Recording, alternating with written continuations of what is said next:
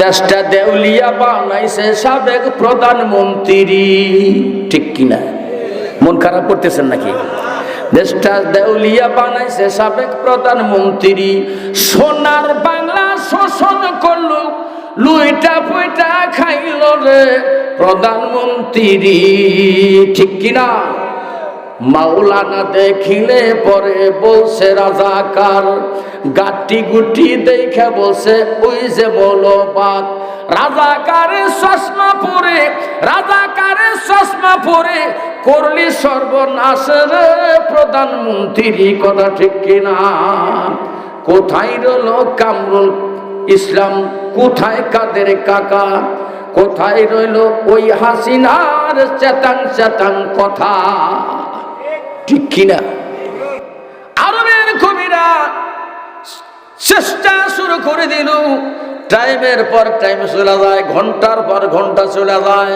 আরবের বড় বড় আরবি পণ্ডিত, আরবি কবিরা সূরা তৈরি করে, কিন্তু দেখা যায় সূরার আগা মেলেতে গোড়া মেলে না, গোড়া মেলেতে আগা মেলে না, আগা গোড়া মিল করলে মাঝখানে এসে মেলে না। জোরে কোন সুবহানাল্লাহ। কি মাতব্বরি দেন আমাদের দেশেও কতজন, জমিন আল্লাহর, আকাশ আল্লাহর, আইন চলবে আল্লাহর, আর ওরা মাতবাড়ি করে। আছেন এরকম? আল্লাহ মাতবাড়ি স্বাদ মিটা দিতেছে, এমন ভাবে মিটাইতেছে ধীরে ধীরে। জোরে কোন কিসে কিসে? ধীরে ধীরে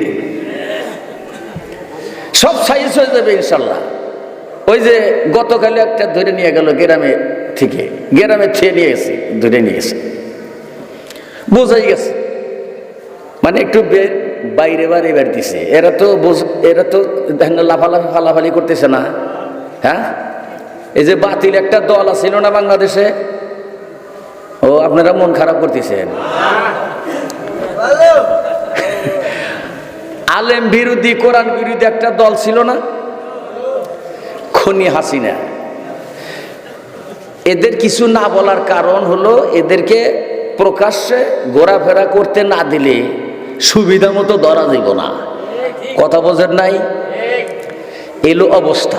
এর জন্য আপনারা যারা আছেন ওই দল তাড়াতাড়ি বাদ দেন, ওটা বাতিল দল। যখন কি দল?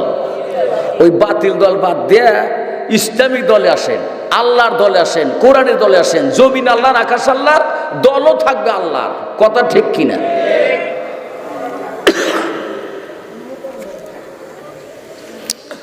বাতিল হাকিছে ময়দানে, ভুলে যাবি বেদ এইখানে। বাতিল হাকিছে ময়দানে, ভুলে যাবি বেদ এইখানে। তাকবীর ধ্বনি তল দে আজান, কাপু আবার সারা জাহান। নারায়ে তাকবীর। নিয়ম হয় নাই, হাত উঁচু করে তাকবীরের ধ্বনি দিবেন। এটা মুসলমানদের প্রধান হাতিয়ার। জড়তা দূর করেন, শয়তান ভাগা দেন।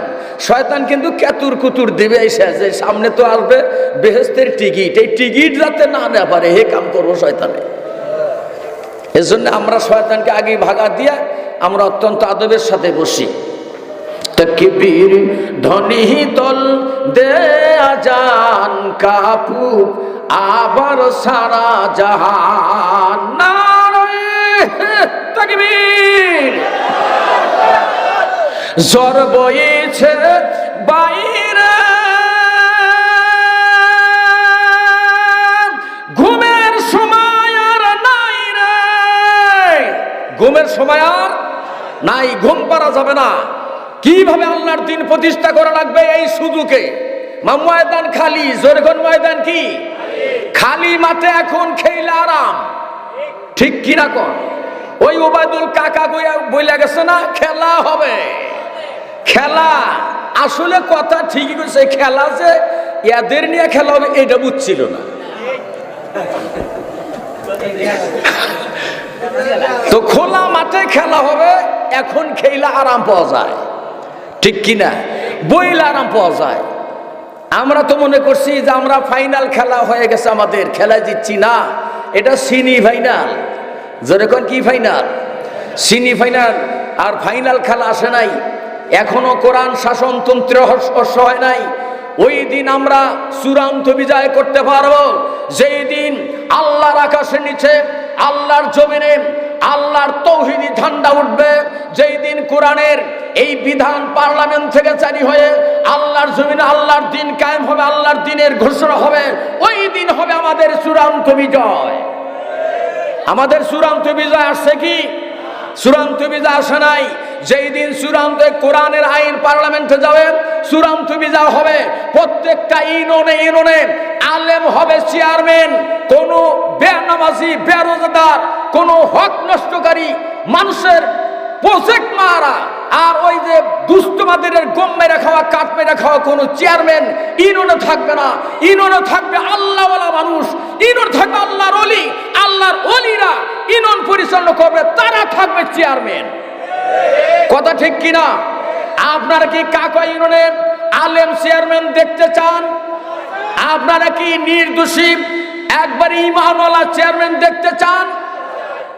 কোরআনওয়ালা আলেমওয়ালা চেয়ারম্যান যদি যারা দেখতে চান, তারা একটা হাত উঁচু করে দেখান। নারায়ে তাকবীর, লিল্লাহি তাকবীর।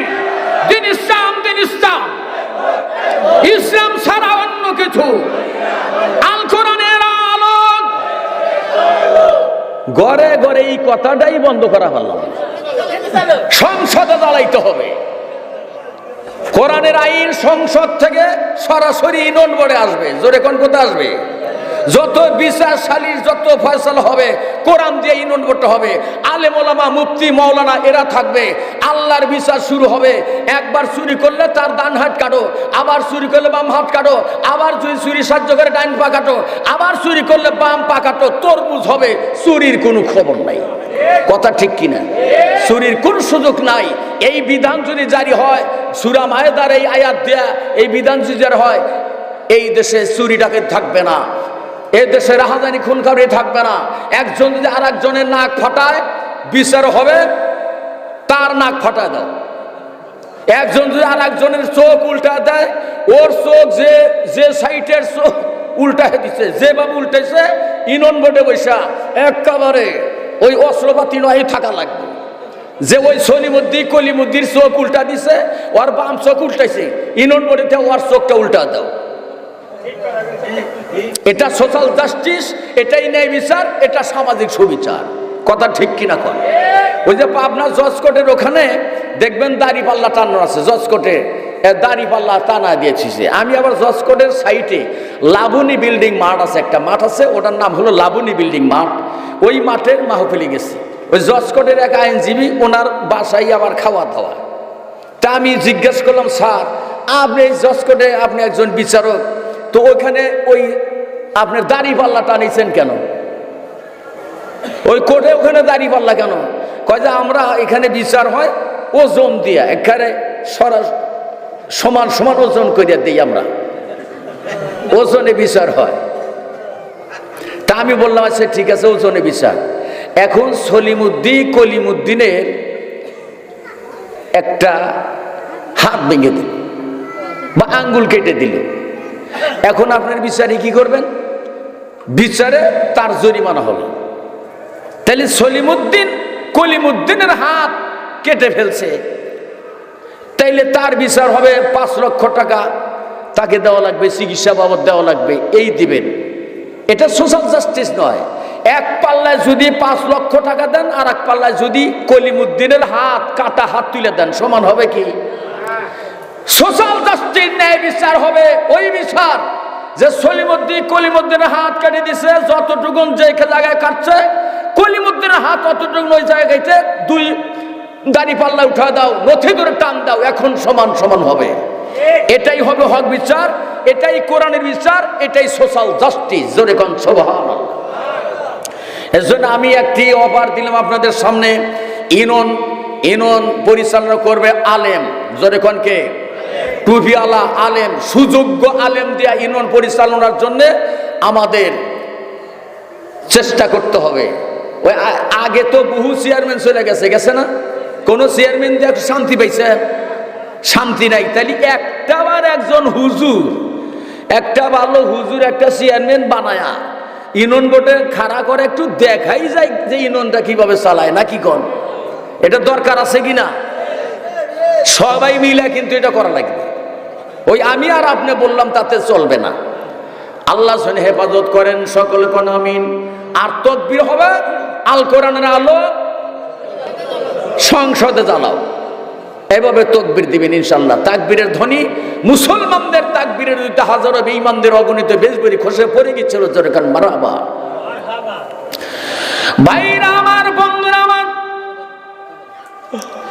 এই আরবের কবিরা, আরবের দার্শনিক, আরবি বৈজ্ঞানিক, তারা ছোট্ট একটা সূরা কাউসারের মতো একটা সূরা বানাবে। দেখা যায় সূরার আগা মিলায় কিন্তু গোড়ায় যা মেলে না, আবার গোড়ায় মিলায় আগা এসে মেলে না, আগা গোড়া যদি মিল করে মাঝখানে এসে মেলে না। মাত্র 3টা আয়াতের একটা সূরা দিয়ে দিলেন। আমার রাসূল বলছেন তোর এই সূরাটা নিয়ে যাও, ইন্না আ'তাইনাকাল কাউসার ফাসাল্লি লিরাব্বিকা ওয়ানহার ইন্না শানিয়াকা হুয়াল আবতার। এরা বানাইতে পারে না, সকাল থেকে শুরু করে সন্ধ্যা হয়ে গেল কিন্তু সূরা বানাতে পারে না। সব বৈজ্ঞানিক কাফের আরবি পণ্ডিতেরা, সব পণ্ডিতেরা মিলে চিন্তা ভাবনা করলে এখন করবা কি করবা? এই যে গপ্প যে করো, এটা করবো সেটা করবো, কি করবা? না কতজন পারবো না খুঁটি গড়বার জালার বায়না নেয়, এরকম আছে না? 41 সাল পর্যন্ত থাকবো, আল্লাহর নাম নাই, জোরে কোন কার নাম নাই? আল্লাহর নাম নাই, 41 সাল পর্যন্ত থাকবো, ঘূর্ণিঝড়ের মোকাবেলা করতে হবে। হ্যাঁ, আবার করোনা ভাইরাস করে কয় যে করোনা ভাইরাসের চেয়েও আমরা শক্তিশালী। কোনে গেল শক্তি? কি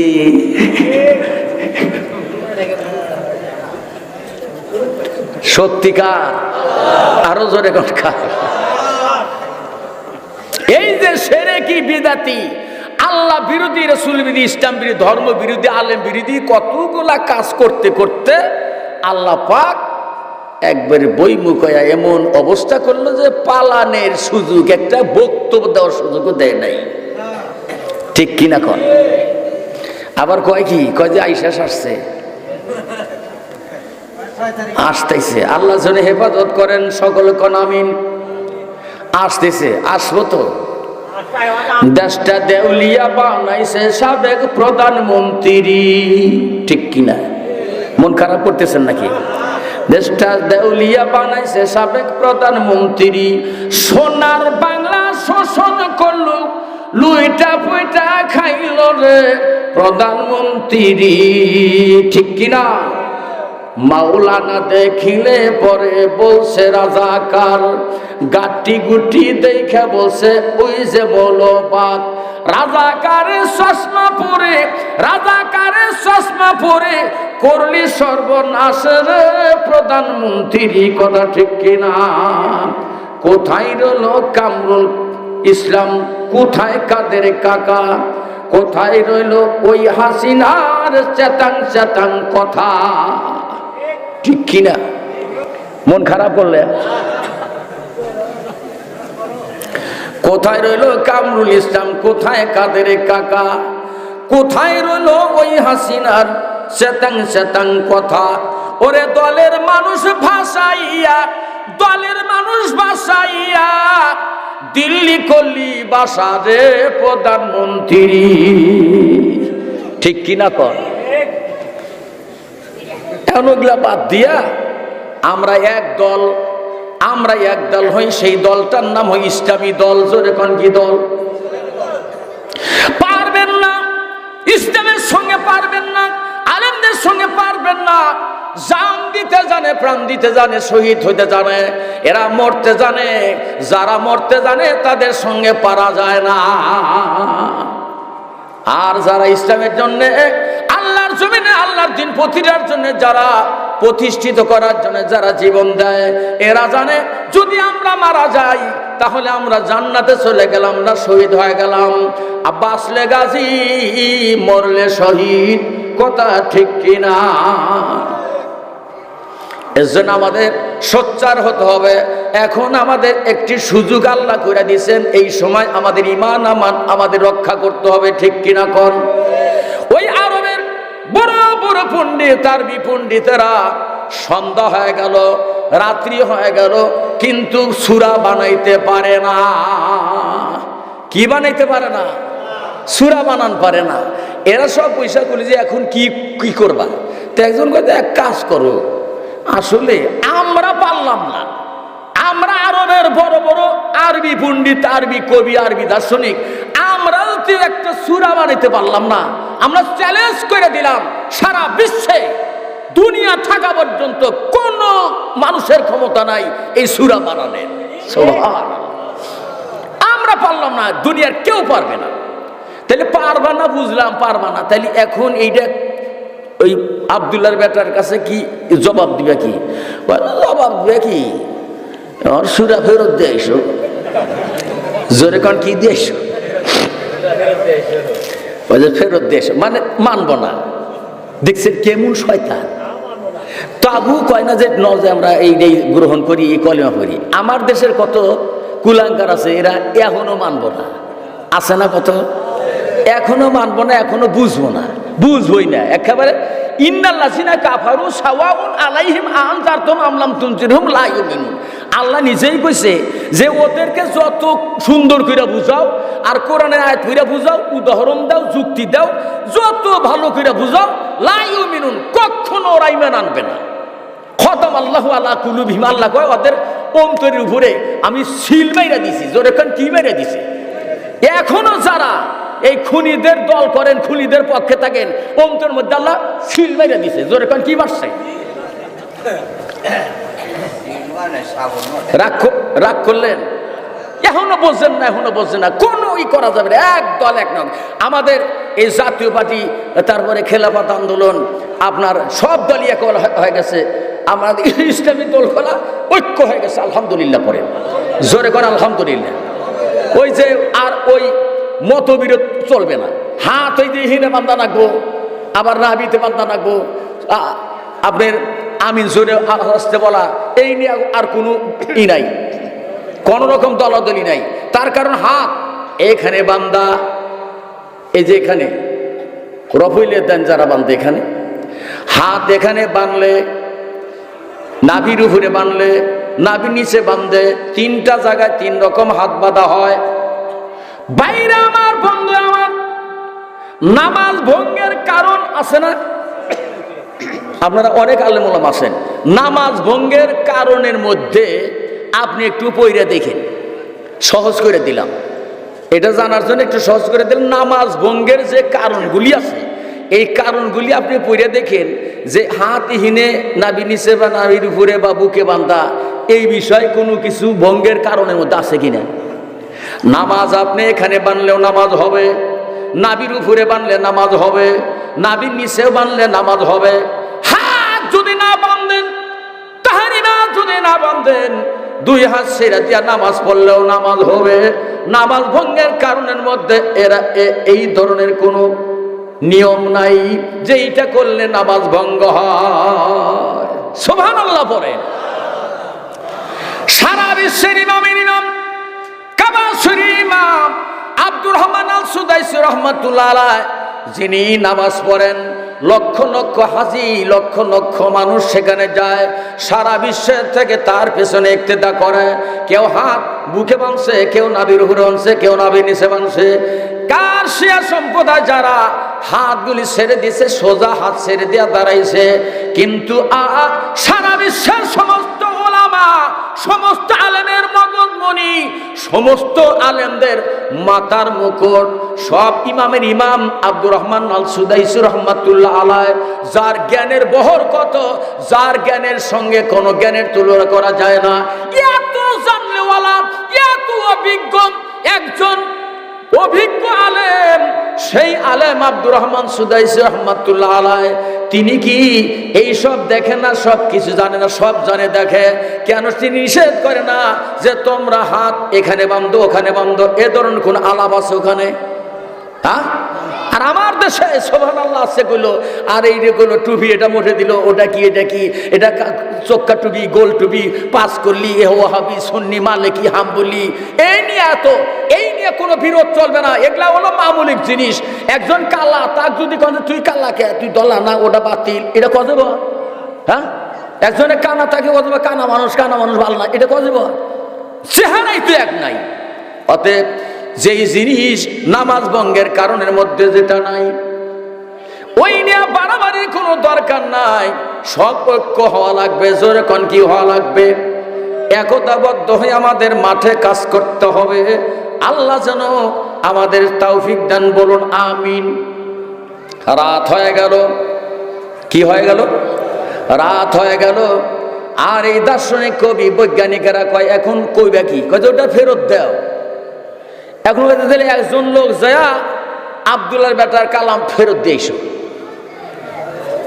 ও কয় যে একা যাওয়া যাবো না, গেলে সবাই যাবো, সব যাওয়া লাগবে। আলহামদুলিল্লাহ কয় সবাই চলো, কয় চলো যাই।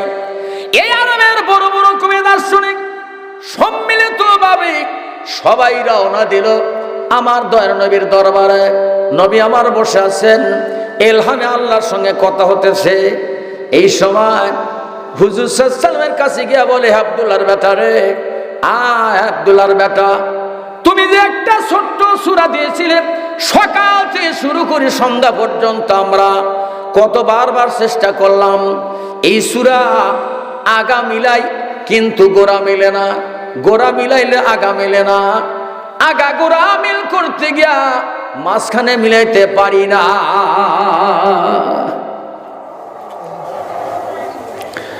আল্লাহ রাসূল তখন বলতেছেন যে আসলে তো তোমরা পারবা না, তোমরা পারবা না। এরা কয় আমরা পারলাম না, কয় তোমরা তো পারবে না। কয় শোনো, আমরা আসলে পারলাম না, আগে তো আমরা বুঝি নাই। আমার নবী বলছেন বোঝো নাই। কি বোঝো নাই? কার কি বুঝি নাই? ও তো এইটাই তো বুঝি নাই। আমরা ইমান আনবে না। জোরে কোন কি আনবে না? ইমান আনবে না। কয় ওটা আমরা বুঝি নাই, ওটা বুঝি নাই, তাই তাল বাহানা করে চলবে। আমার নবী কে বলছেন কি বোঝো নাই? কয় সেইটাই তো বুঝি নাই। কয় শোনো হে আব্দুল্লাহর বেচারে, আমরা এতগুলা বৈজ্ঞানিক পণ্ডিত সারাদিন চেষ্টা করে মিলাইতে পারলাম না। আমরা আরবের বড় বড় আরবি পণ্ডিত চ্যালেঞ্জ করলাম, ঘোষণা দিয়া গেলাম রে, কিয়ামত পর্যন্ত এই কালাম কেউ বানাইতে পারবে না। আমরা বানাইতে পারলাম না। ওই সময় আর একটা কবি বসে বানাইতে যে পারলা না, এই কথাটা তো হেনে লাগা দাও, সূরার সঙ্গে লাগায়। ইন্না আ'তাইনাকাল কাউসার লাইসা হাযা কালামুল বাশার। আল্লাহু আকবার। আরবের কবিরা কয় এতটুকুন পারছি, ইন্না আ'তাইনাকাল কাউসার লাইসা হাযা কালামুল বাশার। আমরা সাক্ষী দিলাম রে, আরবের কবিরা, আরবের দার্শনিক পণ্ডিত, আমরা সাক্ষী দিয়ে দিলাম, আমরা তোমার এই কালামের সাক্ষী দিলাম। লাইসা হাযা কালামুল বাশার, এটা কোনো বাশার রচিত কালাম না, এটা মানব রচিত না, মানুষের তৈরি করা কালাম না, এটা আসমানি আওয়াজ, আকাশ বাণী। জোরে কোন মারহাবা। এ বাণী কার? আকাশ বাণী। জোরে কোন কি বাণী? আকাশ বাণী, আসমান থেকে এসেছে। জোরে কোন সুবহানাল্লাহ। মানুষের মধ্যে কোনো কিছু করতে পারে নাই, পারবেও না। এজন্য এই কালাম থেকে আপনাদের সামনে একটি আয়াতে কারিমা তেলাওয়াত করতেছি। বিসমিল্লাহির রহমানির রহিম। ওয়া বাশশিরিল লাযিনা আমানু وعملوا الصالحات أن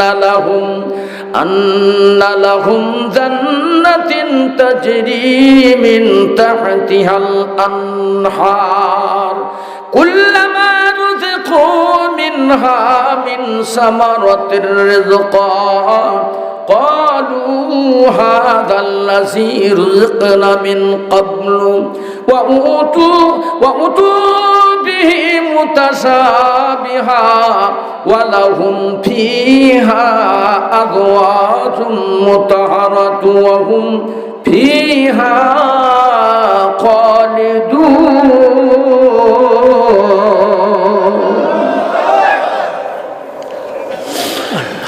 আল্লাহ তাআলা এখানে বলছেন ওয়াবাশশিরিল্লাযিনা আমানু ওয়া আমিলুস সলিহাত, খবর দাও। আল্লাহ কয় সংবাদ দাও, খবর দাও, শুভ সংবাদ পাঠাও যারা ঈমান আনছে। কি করছে? ঈমান আনছে। ওয়া আমিলুস সলিহাত, আর সাথে সাথে আমলে সলে করেছে।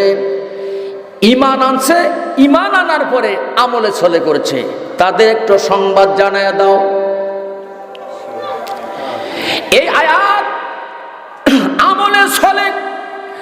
আমলে সলে করছে যারা, আয়াতগুলি যখন পরে পরে শোনাইতেন সাহাবাদের সামনে, বিশ্ব নবী, রহমতের নবী, তিনি জান্নাত দেখতে গিয়ে দেখলেন জান্নাত। এই বর্ণনা সাহাবাদের কাছে এসে আল্লাহ রাসূল জানা দিলেন আন্না লাহুম জান্নাতিন তাজরি মিন তাহতিহাল আনহার। আল্লাহ তাআলা বলেন শুভ সংবাদ দাও যারা ঈমান আনছে, আমলে সলে করছে, আমি আল্লাহ তাদেরকে জান্নাত দান করে দেব। এই ওয়াদা দিলেন কে? যারা ঈমান আনার পরে আমলে সলে করে।